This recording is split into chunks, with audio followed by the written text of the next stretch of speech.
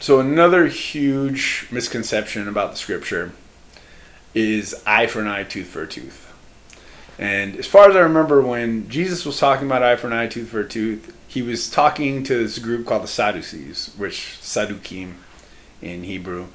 And they were considered blasphemers because they took it all literally, right? They would say everything should be literal, but traditionally, that's never how it was ever interpreted, right? So you got to know the oral tradition. Half the story has never been told because it's oral tradition, and it's only been told amongst Jews. People don't know this stuff. But the original interpretation of eye for eye, tooth for tooth, measure for measure, right? We can never give perfect justice. Only the divine can do perfect justice. So we attempt justice the best we can. And they say that eye for an eye, tooth for tooth just literally means measure for measure. It's like karma. What you do, you will get back. So it's something like if somebody steals $1,000 from you, they're supposed to pay you back that $1,000 they stole from you, and then also another $1,000, right? That's eye for an eye, tooth for a tooth.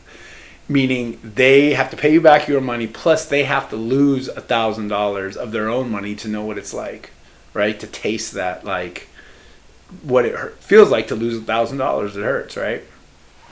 And slavery in Judaism, another misconception we'll talk about later, was to repay those kinds of debts and stuff. It wasn't ever like slavery as we know it, chattel slavery, like they do in all over the world still, you know, did in the Americas too.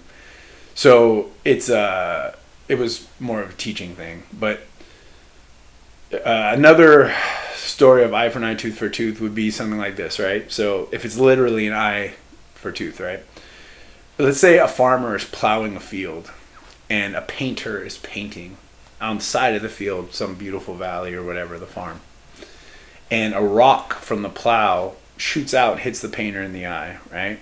So it's not perfect justice should the painter go and take the farmer's eye, right? Literally an eye for an eye, tooth for tooth.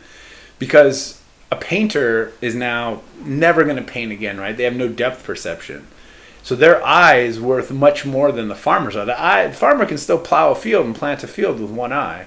You know, it'd be more like cutting off his leg would be. So in a case like something like that, he doesn't get to go take the farmer's eye. What the farmer is responsible for now is if that painting was a commission, he would have to pay for the commission, whatever it was, let's say $3,000, $5,000 for this painting that he was commissioned to do. Plus, he has to pay for the painter to be retrained because the painter will never be a painter again.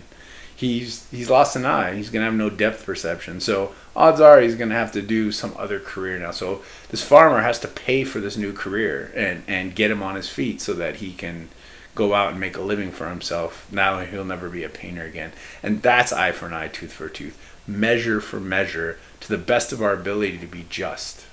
Right? Not literally an eye for an eye. Gandhi said eye for an eye, tooth for a tooth makes the whole world blind, right?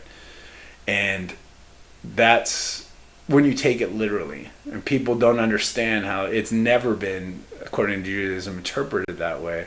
It's always been interpreted as measure for measure in the best of our ability for justice. So I hope that clears up some ideas of people. And another very common misconception about Scripture, the Torah, that people just don't seem to understand. It really is a love story, and all this division and hatred for each other over it is just, it's astounding. I mean, really, it's heartbreaking. But hopefully, a little more knowledge, we can make better ideas and better ways of thinking about this stuff, right? We'll have a better mindset of what it really means, right? And so there it is. Let's do this, people. Save the humans. Keep your nose on the grindstone and out of the pills. See, the ways of this world just bring you to tears. Keep the Lord in your heart and you'll have nothing to fear. Live the best that you can and don't lie and don't steal. Keep your nose on the grindstone and out of the pills.